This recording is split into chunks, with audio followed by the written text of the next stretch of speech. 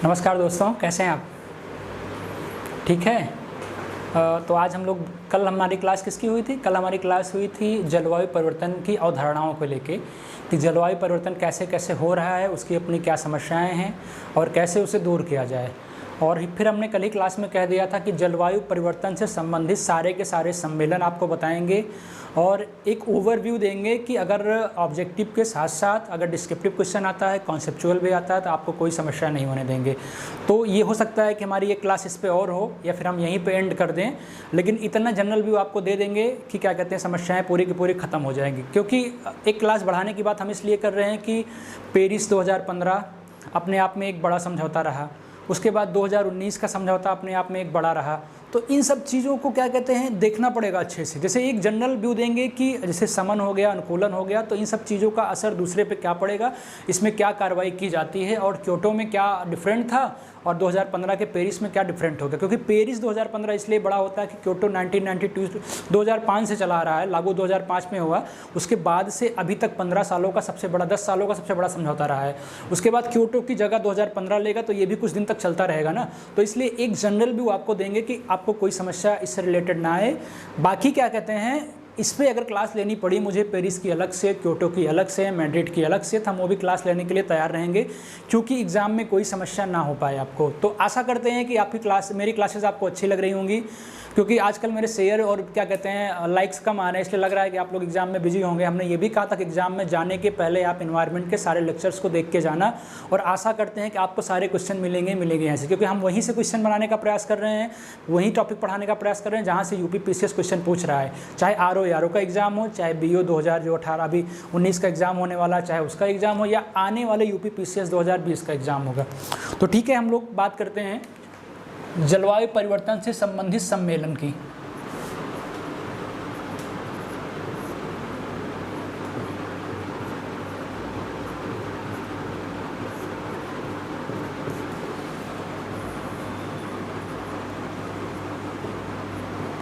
जलवायु परिवर्तन से संबंधित सम्मेलन और संगठन की। हमने आपको बताया था कि इसका मतलब क्या होता है। इसका मतलब क्या होता है, अगर किसी स्पेसिफिक टॉपिक पे, किसी मूलभूत विषय पे समस्याएं आएंगी, तो समस्याओं को जज करने के लिए कुछ लोग बैठेंगे। साइंस में होगा तो वैज्ञानिक होंगे, पर्यावरण में होगा तो पर्यावरणविद होंगे, भूगोल में होगा तो भूगोलविद होंगे। ये सब बैठ के आपस में सहमति बनाएंगे कि समस्याएं क्या चल रही हैं, इसको दूर करने के लिए क्या होगा। अगर दूर करने के लिए कुछ हो सकता है तो एक किसी स्पेसिफिक कंट्री में मीटिंग करेंगे, कॉन्फ्रेंस करेंगे, सम्मेलन लेंगे, तो उसमें लक्ष्य रखेंगे, निर्धारित करेंगे एनजीओ के माध्यम से और गवर्नमेंट संस्थाओं के माध्यम से कि इतने समय तक ये समस्याएं हमें दूर करनी है। तो उसी को बोलते हैं सम्मेलन ना, समझ गए। जैसे इसमें क्या हुआ, जैसे वैज्ञानिकों ने सहमति बनाई आपस में बैठकर कि वर्तमान दर से हरित गृह गैसें जो हैं, हम लोग आपको कल बताया कि हरित गृह गैसें कौन कौन सी होती हैं, किसका रोल ज़्यादा होता है। कार्बन क्रेडिट पढ़ा, कार्बन कैप्चर पढ़ा, कार्बन सिंक पढ़ा। तो वैज्ञानिकों ने क्या कहा, वैज्ञानिकों ने कहा कि वर्तमान जो सहमति बनी उनके बीच में कि वर्तमान दर से हरित गैसों का सांद्रण क्या कहते हैं, तेज़ी से बढ़ रहा है। मतलब 2030 तक वैश्विक तापन में, या जो वैश्विक तापन है उसको औद्योगिक स्तर से 2 डिग्री सेल्सियस नीचे लाना है, क्योंकि ये ऊपर चला जाएगा अगर हम लोग मीटिंग नहीं करेंगे, जागरूकता नहीं फैलाएंगे। तो ये कॉन्फ्रेंस का उद्देश्य था, ठीक है, कि इससे होगा क्या, जलवायु परिवर्तन का असर तेज़ी से बढ़ेगा, ग्लेशियर पिघलेंगे, मानव को दिक्कत होगी, पशुओं को दिक्कत होगी, जैव विविधता को नुकसान होगा। तो अगर सम्मेलन हुआ वैज्ञानिकों के बीच में, तो सहमति क्या बनी कि जो तापमान का, देखिए समझिएगा, जो तापमान का औद्योगिक स्तर है वो 2 डिग्री सेल्सियस से ऊपर चला जाएगा।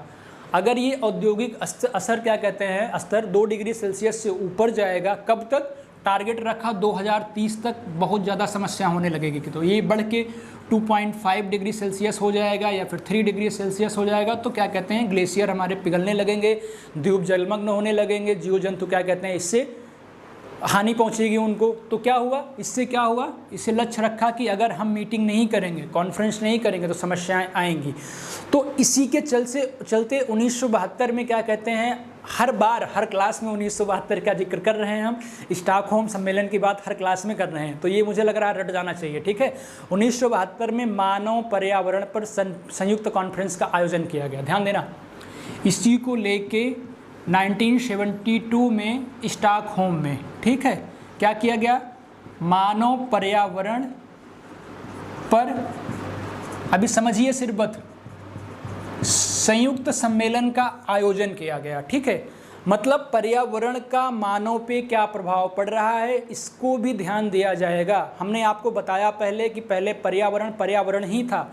जब पर्यावरण में मानव का हस्तक्षेप शुरू हुआ तो पर्यावरण सिर्फ पर्यावरण तक सीमित नहीं रह गया, वो सामाजिक समस्याएं भी बनती चली गई, आर्थिक अपनी बनती चली गई। इसलिए हर विषय में हम लोग पर्यावरणीय संतुलन को ध्यान देते हैं। एथिक्स पढ़ते हैं तो वो भी कहते हैं कि अगर कोई कॉर्पोरेट की व्यवस्था हो रही, इंडस्ट्री की व्यवस्था हो रही, तो उसमें पर्यावरण को हमें क्या करना पड़ेगा, ध्यान में रखने की ज़रूरत है। इसीलिए हर टॉपिक में हम जोड़ देते हैं कि पर्यावरणीय संबंधी अध्ययन को नज़र रखते हुए, समस्याओं को ध्यान देते हुए। तो इसमें क्या हुआ, ये यूनिप के द्वारा किया गया, ठीक है, याद रखना।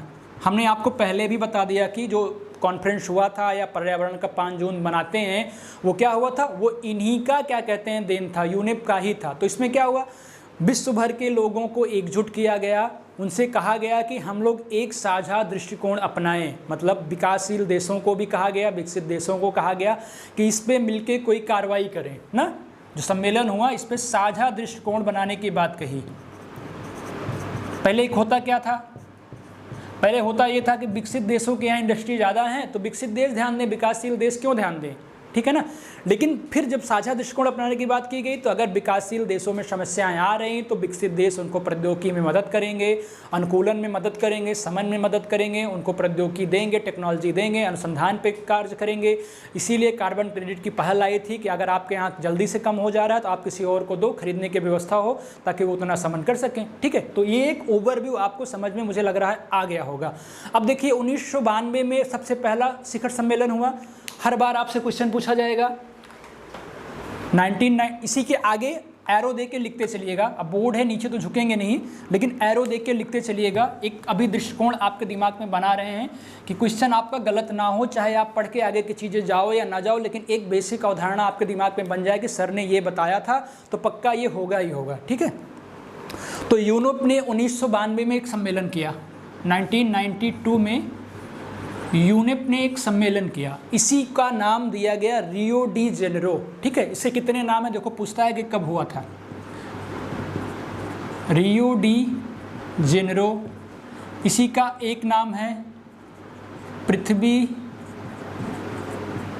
शिखर सम्मेलन। कब, 1972 के 20 साल बाद, ठीक है। रियो डी जेनेरो, पृथ्वी शिखर सम्मेलन और पर्यावरण एवं विकास पर संयुक्त राष्ट्र सम्मेलन। मैंने बताया ना, पर्यावरण और विकास को एक साथ ध्यान दिया गया।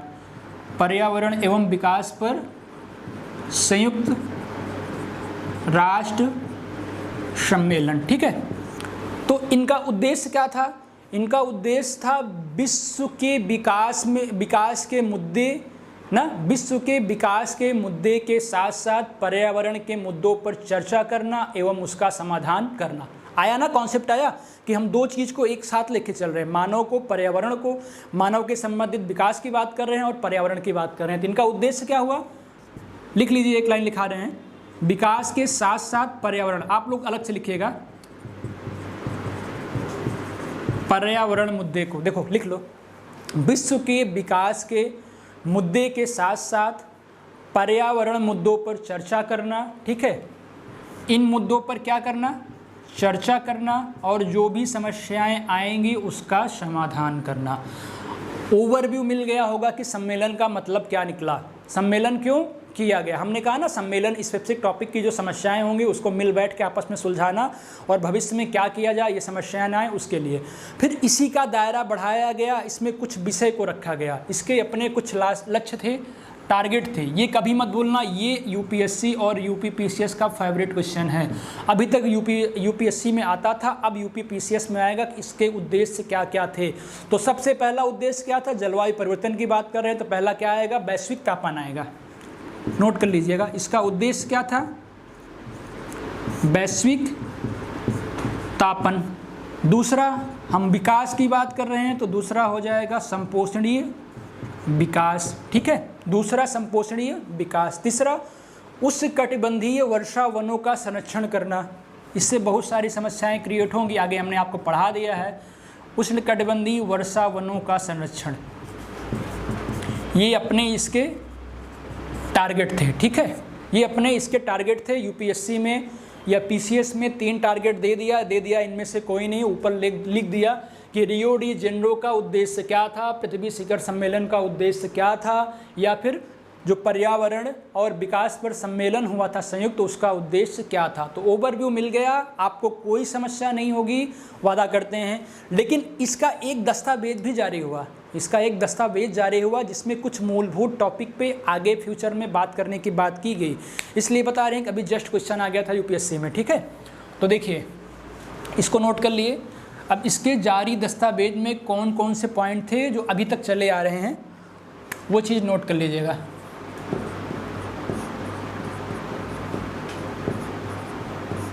इसका एक दस्तावेज जारी हुआ, ठीक है।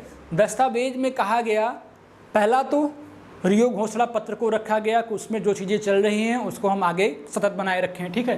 पूछता है कि रियो घोषणा पत्र कब आया था या फिर इसका संबंध किससे है, ठीक है। तो याद रखना हमेशा किससे है, पृथ्वी शिखर सम्मेलन से है। यूनेप के अंतर्गत में हो रहा था, यूनेप से है। दूसरा सबसे बड़ा इशू था कि एजेंडा 21 लाया गया। बार बार क्वेश्चन पूछा जा रहा है, हर साल किसी एग्जाम में आता है कि एजेंडा 21 का संबंध किससे है, तो किससे है। अभी हमने संपोषणीय विकास की बात की, तो इसका संबंध सतत विकास से है, जलवायु परिवर्तन से है, पर्यावरण से है, तो किससे है, सतत विकास से है, ठीक है। और वन सिद्धांतों का ध्यान दिया गया, ये इसके दस्तावेज में थे। वन सिद्धांत पर ध्यान दिया गया कि वनों को कैसे बचाया जाए, क्या किया जाए, डिफॉरेस्टेशन ना हो, डिग्रेडेशन ना हो, इन सारी चीज़ों पर बात किया। रियो अर्थ समिट 1992 को रखा गया, इसमें रियो अर्थ समिट 1992 पे रखा गया, जिसका सबसे बड़ा उद्देश्य क्या निखर के आया कि मरुस्थल को रोकने पर कन्वेंशन रखा गया ना, मरुस्थल को रोकने और मतलब जो मरुस्थलीकरण हो रहा था उसको रोकने की बात यहीं पे की गई थी, हमेशा याद रखना। इसका सबसे बड़ा मूलभूत उभर के आया, डिफॉरेस्टेशन को रोकने की बात सबसे पहले इसी में की गई। इसी में एक पॉइंट और था, जैव विविधता पर कन्वेंशन इसके घोषणा पत्र में था, जैव विविधता पर कन्वेंशन था। तो ठीक है, ये इसके जारी दस्तावेज थे और इसको टारगेटेड किया गया था कि इतनी चीज़ें हमको इसमें देखना है, इतनी चीज़ें इसमें शामिल की गई, ठीक है। अब मुझे लग रहा है एक दिमाग में ओवरव्यू बन गया होगा आपके कि सम्मेलन क्यों हुआ, जलवायु परिवर्तन को लेकर समस्याएं क्या क्या आ रही हैं। पहले तो सिर्फ जलवायु परिवर्तन था, लेकिन उसका असर किस पे पड़ा, मानव पे पड़ा। मानव पे पड़ेगा तो उसकी खाद्य सुरक्षा पे पड़ेगा, उसके विकास पे पड़ेगा, उसका विकास रुक जाएगा। इसलिए हम उसके साथ साथ संपोषणीय विकास को भी ध्यान देना शुरू कर दिए। और इन्होंने 3 सिस्टर कन्वेंशन के माध्यम से एक लक्ष्य रखा, जिसको 3 सिस्टर कन्वेंशन बोलते हैं, जो एक साथ चलते रहें, ये हमेशा याद रखना। 1992 का ही 3 सिस्टर कन्वेंशन था, जिसमें क्या कहा गया, जिसमें कहा गया कि जलवायु परिवर्तन पर कन्वेंशन फ्रेमवर्क रखा गया। उसमें कहा गया कि मानव के हस्तक्षेप को रोकें। पहला क्या था कन्वेंशन में, पहला जलवायु परिवर्तन पर कन्वेंशन था, ठीक है। इसमें पहली बात की गई कि मानव के हस्तक्षेप को रोकें। मानव के हस्तक्षेप को कैसे रोकेंगे, CFCs का उत्सर्जन कम करे, ऐसे पार्टिकल को मत यूज करे जिससे कार्बन डाइऑक्साइड का उत्सर्जन ज़्यादा हो, पेड़ों की कटाई कम करेगा तो बाढ़ कम आएगी। ये सारे मुद्दे इसमें थे कि मानव के हस्तक्षेप को रोका जाए। और दूसरा था जैव विविधता पर कन्वेंशन था 3 सिस्टर में, एक ये भी था जैव विविधता पर। तो 1980 में यूनेप के सदस्यों को एक ड्राफ्ट तैयार करना था कि जैव विविधता पर कन्वेंशन में क्या करना है आपको। 1980 को जो यूनेप के सदस्य, इसमें इनके ड्राफ्ट की बात की गई थी। और तीसरा इसमें 3 सिस्टर में क्या था कि मरुस्थलीकरण को रोकने के लिए, जैसे 1977 में क्या UNCCD को लाया गया, इसी की देन है UNCCD। तो ये सिस्टर कन्वेंशन के बारे में पूछे तो आंख बंद करके रखिएगा कि क्या क्या समस्याएं चल रही थी। पहला डिफॉरेस्टेशन पे, दूसरा जलवायु परिवर्तन पे, तीसरा जैव विविधता पे, चौथा देगा तो इनमें से कोई नहीं। थ्री सिस्टर कन्वेंशन में हमेशा याद रखना यही है। ये ओवरव्यू बना रहा था कि कहाँ से क्योटो प्रोटोकॉल की उत्पत्ति हुई, जो अभी बार बार क्वेश्चन में पूछा जाता है कि ये इनका संबंध किससे है, जलवायु परिवर्तन किससे किससे संबंधित है। तो जहाँ जहाँ जिन जिन शहरों में सम्मेलन हुए थे उन शहरों का नाम देता है और आपसे पूछने का प्रयास करता है कि इनमें से कौन से जलवायु परिवर्तन से संबंधित हैं। चाहें तो हर सम्मेलन पे एक बड़ी क्लास हो सकती है, हर सम्मेलन पे क्योटो पे क्लास हो सकती है, कोपनहेगन पे हो सकती है, वान पे हो सकती है, कानकुन पे हो सकती है, दोहा पे हो सकती है, डरबन पे हो सकती है, लेकिन कोई मतलब नहीं इन सब चीज़ों का। ये बेसिक अवधारणा थी जो निकल के आई, कोई सम्मेलन होगा तो किसकी बात किया जाएगा। वान में क्या आया था, वान में डिफॉरेस्टेशन आया था ना, वारसा 2013 में था, उसमें रेड और रेड प्लस की बात की गई थी। तो ये सारी चीज़ें सब यहीं से निकलती हैं, एक ओवरव्यू बन गया आपके दिमाग में। उसके बाद 2015 के समझौते को पढ़ाएंगे, उसके बाद एक जनरल व्यू बन जाएगा, क्वेश्चन नहीं होगा, फिर आप हमसे मिलना आके कि सर मेरा क्वेश्चन नहीं बन रहा है। देखो कैसे नहीं बनता है। ये हमने आपको 4-5 घंटे पढ़ने से रोकने का प्रयास किया कि आपका 4-5 घंटे पढ़ना जो है बच जाएगा। 4-5 घंटे के साथ साथ कम से कम 25 से 40 पेज को आप बचा लिए पढ़ने में, और एक जनरल व्यू बना के दिमाग में चले गए कि क्वेश्चन आएगा तो कहाँ से आएगा, जलवायु परिवर्तन के साथ साथ हम किसको ध्यान देंगे। देखो अब जो जलवायु परिवर्तन पर संयुक्त राष्ट्र सम्मेलन हुआ, ठीक है, उसमें क्या कहा गया।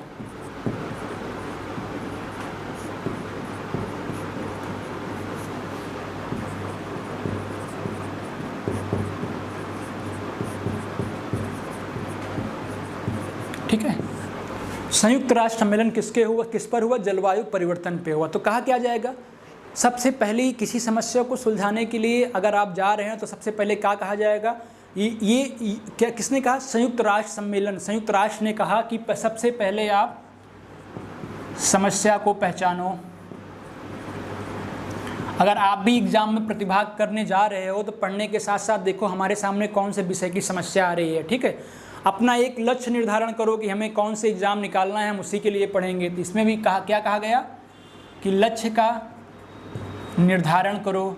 ठीक है, ये संयुक्त राष्ट्र सम्मेलन ने जलवायु परिवर्तन पे कहा कि पहले समस्या को पहचानो कहाँ आ रही है, फिर लक्ष्य का निर्धारण करो, उसके बाद फिर उसको दूर करने का प्रयास करो या दूर करने के लिए ड्राफ्ट बनाओ, दूर करने के लिए खाका तैयार करो, दूर करने का प्रयास करो।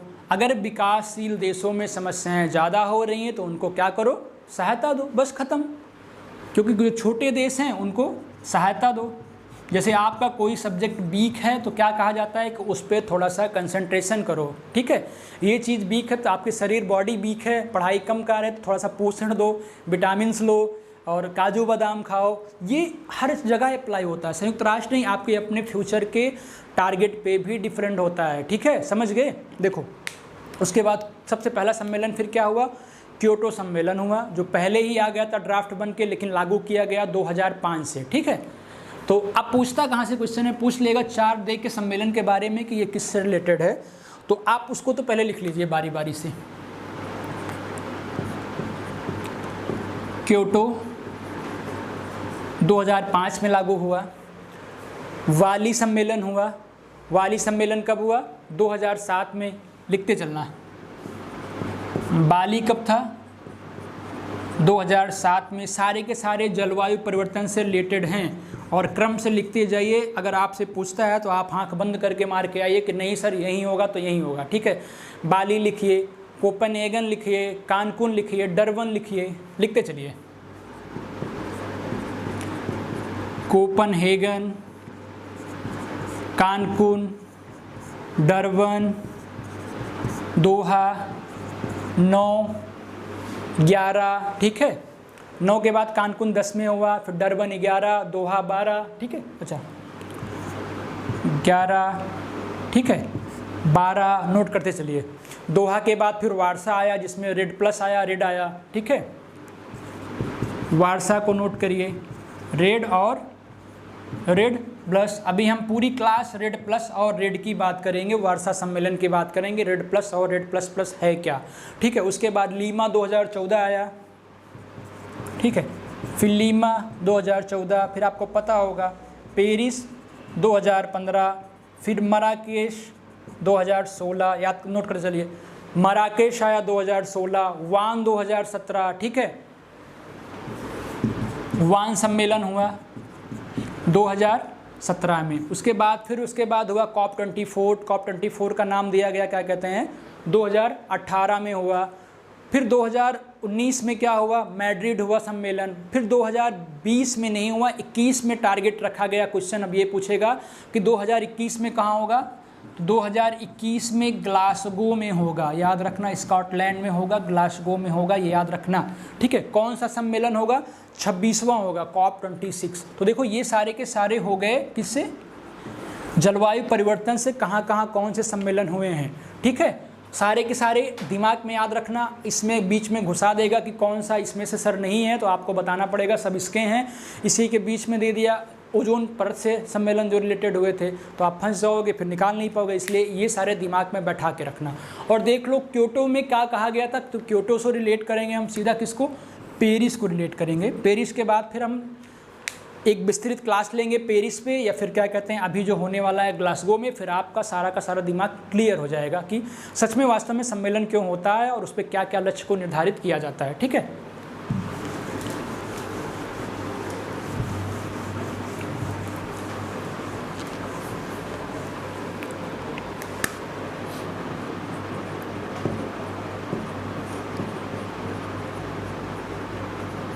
देखिए क्योटो सम्मेलन के बारे में थोड़ा सा देख लीजिए, ठीक है। ये क्या था, आंख बंद करके UNFCCC से जुड़ा समझौता था जो बाध्यकारी था। सीधा लिखना है, ज़्यादा जानने की ज़रूरत नहीं है, इतना लिख लिए, UNFCCC से जुड़ा समझौता था, ठीक है। समझौता था जो सभी देशों के लिए क्या था, बाध्यकारी था। बाध्यकारी का मतलब अगर करना है तो करना है, ठीक है। अगर ये लक्ष्य निर्धारित है, करना है तो करना है। पूछता क्या है, इसके अपने 3 परिशिष्ट थे, ठीक है, 3 अपेंडिक्स थे, ठीक है। 3 परिशिष्ट में क्या आएगा, पहला कहा गया विकसित देशों के लिए था जिनकी अर्थव्यवस्था संक्रमण से गुजर रही है। जो बाल्टिक देश थे उनकी अर्थव्यवस्था संक्रमण से गुजर रही थी, उनको इसमें शामिल किया गया। विकसित देश अर्थव्यवस्था क्या हो रही थी, संक्रमण से गुजर रही थी। UPSC में पूछ लेगा कि क्योटो के अपेंडिक्स फर्स्ट में किसको रखा गया, तो आप आंख बंद करके बोलिएगा कि विकसित देश शामिल थे इसमें। वह विकसित देश थे जिनकी अर्थव्यवस्था संक्रमण से गुजर रही थी, मूलतः बाल्टिक देश थे। खत्म। कौन से, बाल्टिक देश से। दूसरा में जिनका अर्थव्यवस्था संक्रमण से नहीं गुजर रहा था, इसमें कौन से देश से आते हैं, आंख बंद करके OECD के से संबंधित देश आते हैं। अगर इनका नाम आया कहीं पे तो आप आंख बंद करके मारिएगा, क्योटो के अपेंडिक्स 2 में ये थे तो थे, ठीक है। और चौथा विकासशील देश थे जिन पे प्रभाव ज़्यादा पड़ सकता है, उनको ध्यान दो, और उनको ध्यान देने के साथ साथ क्या करो, उनकी सहयोग करो, ठीक है। इसमें विकासशील देश से। अब बताइए समस्या कहाँ रह गई, ज़्यादा जानने की ज़रूरत नहीं है। इसमें समन की बात की गई, अनुकूलन की बात की गई, और क्या कहते हैं NDC की बात की गई। जो भी बात की गई हम पेरिस में आपको बता दे रहे हैं। पेरिस से क्योटो को लिंक कर लेना, आगे जो ड्राफ्ट तैयार किया जाएगा तो उससे लिंक करना कि सच में यार ये समस्याएं वहाँ थी, और इसलिए क्या कहते हैं हमने क्योटो के स्थान पे पेरिस लाया, क्योंकि समस्या पहले से लेके अब जो है ज़्यादा बढ़ जा रही है। अब बताइए समस्या आपको कहाँ होगी। मुझे तो नहीं लग रहा जलवायु परिवर्तन से आज के बाद आपके क्वेश्चन गलत होंगे कभी। बेसिकली पूछता जाता है PCS में क्वेश्चन, कौन सा सम्मेलन है, कहाँ होना है, क्या होना है, या फिर 2 डिग्री सेल्सियस वाला पूछेगा, या तो पेरिस का जो एक्चुअल में जो पेरिस का उद्देश्य था वो आजकल क्वेश्चन 3 साल से रेगुलर आ रहा है, कंटिन्यू हर एग्जाम में आ रहा है। तो पेरिस 2015 को अच्छे से आप देख लीजिए, ठीक है।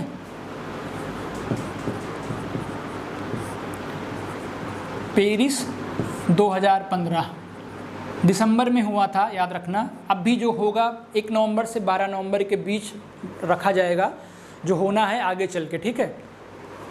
देखिए फिर ये क्या था, सभी राष्ट्रों के लिए 2020 तक के अवधि के लिए था। इसमें 5 साल का ड्राफ्ट था, ये सभी राष्ट्रों के लिए 2020 तक था, ये तो हमेशा याद रखना। अब इसका उद्देश्य क्या था ये देखने की ज़रूरत है। 2020 की अवधि तक ये था। इसमें क्या कहा गया, इसका उद्देश्य क्या था, तो उद्देश्य था कि जो वैश्विक ताप था पूर्व औद्योगिक स्तर से 2 डिग्री सेल्सियस जो वृद्धि हो रही है उसको इससे नीचे रखना है। इसके उद्देश्य में पहला ही पॉइंट हमेशा आता है कि 2 डिग्री सेल्सियस ना दे के 1.5 दे देता है, 2.5 दे देता है, 2.2 देता है। तो हमेशा याद रखना जो वैश्विक तापन था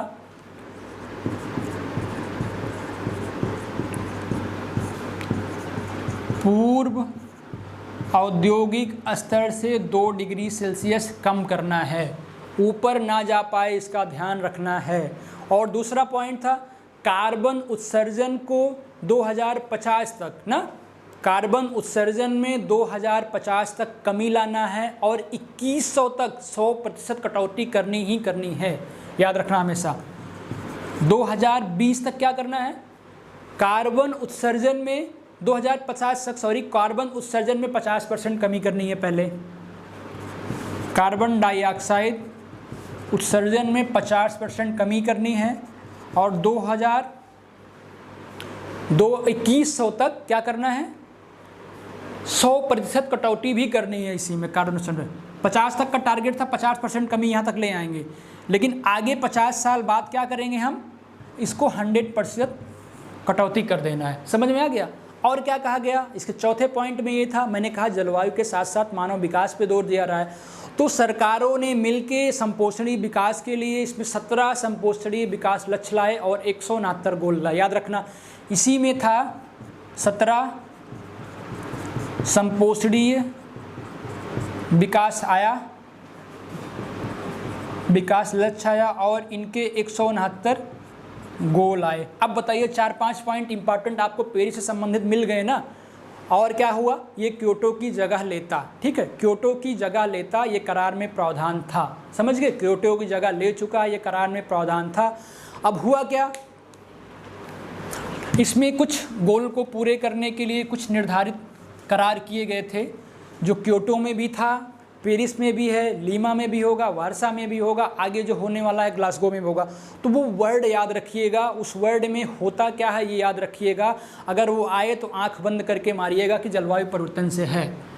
जो करार हुए थे उसमें कुछ अपने वर्ड हैं, उसको हम समझाते चल रहे हैं आपको, वो हमेशा याद रखना। पहला जो करार वर्ड था वो उसको बोलते हैं CBDRRC, बोलते हैं CBDRRC, ठीक है। इसका फुल फॉर्म याद करना, कॉमन बट डिफरेंशिएटेड रिस्पॉन्स, ठीक है, common but differentiated response, common but differentiated क्या है, रिस्पॉन्स।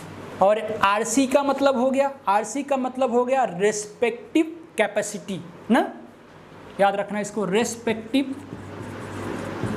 कैपेसिटी। तो मतलब इसमें कहा क्या गया, नाम से ही स्पष्ट है कि इसमें जलवायु परिवर्तन में साम्यता और साझेदारी की बात कर रही है कि ये ऐसे पूरा नहीं होगा, सारे देशों को आपस में साम्यता लानी पड़ेगी और साझेदारी करनी पड़ेगी। पहला पॉइंट इसका करार में यही था। फिर दूसरा पॉइंट इसमें आता है NDC, नेशनल डिटरमाइंड कंट्रीब्यूशन। देखो सरकारें एक दूसरे से क्या करेंगी, करार किस चीज़ का, NDC, नेशनल डिटरमाइंड कंट्रीब्यूशन। अब इसमें क्या किया जाएगा, कंट्रीब्यूशन का मतलब हो गया कि ये बाध्यकारी है, बाध्यकारी बनाने पर इसको जोड़ दिया गया। लेकिन एक चीज़ हमेशा याद रखना, क्वेश्चन में आ जाएगा कि NDC में बाध्यकारी किया गया, लेकिन इसकी जो प्रकृति है वो स्वैच्छिक रखी गई, मतलब सभी देशों के लिए लागू हुआ और क्योटो प्रोटोकॉल में विकसित देशों के लिए था। याद रखना उससे डिफरेंस यहाँ पे क्या था NDC में। अब अगर आप क्योटो में इस फ्रेमिंग को बनाओगे तो जो डिफरेंस आएगा ये वही सेम था, लेकिन NDC में क्या हो गया, ये विकसित के साथ साथ विकासशील देशों के लिए या सभी देशों के लिए बाध्यकारी कर दिया गया। ठीक है, समझ में आ रहा है ना। तीसरे करार में पॉइंट आता है समन। तीसरे करार में पॉइंट आता है समन। समन का मतलब मिटिगेशन। मिटिगेशन का मतलब क्या होता है, शमन, मिटिगेशन। आजकल बहुत वर्ड घूम रहा है ये। मिटिगेशन मतलब डेवलप्ड और अनडेवलप्ड कंट्रीज हैं उसमें कटौती करो, कमी लाओ, बाध्यकारी बनाओ। फिर आता है दूसरा बात अनुकूलन का, एडाप्टेशन का। ये सारे वर्ड याद रखना बस। अनुकूलन की बात आती है, एडाप्टेशन की बात आती है। मतलब अनुकूलन में क्या आ गया कि 2 डिग्री सेल्सियस से तापमान को आपको कम करना ही करना है। इस समस्या को 2 डिग्री सेल्सियस वाले को हमेशा के लिए दूर करना है। उसके बाद फिर आता है अनुकूलन के बाद वित्त पोषण, मतलब फाइनेंसिंग आता है। वित्त पोषण आता है कि सरकारें विकसित देश विकासशील देशों को वित्त पोषण करें, संयुक्त राष्ट्र क्या कहते हैं वित्त पोषण करें, या इसके अधिकार में जो संस्थाएं बनी हैं वो वित्त पोषण करें। फिर सब में जोड़ दो, पारदर्शिता की बात आती है कि कार्य पारदर्शिता के साथ होना चाहिए। लास्ट पॉइंट आता है प्रौद्योगिकी हस्तांतरण। तो इसमें क्या होगा प्रौद्योगिकी हस्तांतरण में, हमने कल ही आपको बता दिया था कि प्रौद्योगिकी हस्तांतरण में क्या होगा कि विकसित देशों से विकासशील देशों के बढ़िया अनुसंधान मुहैया होगा, बढ़िया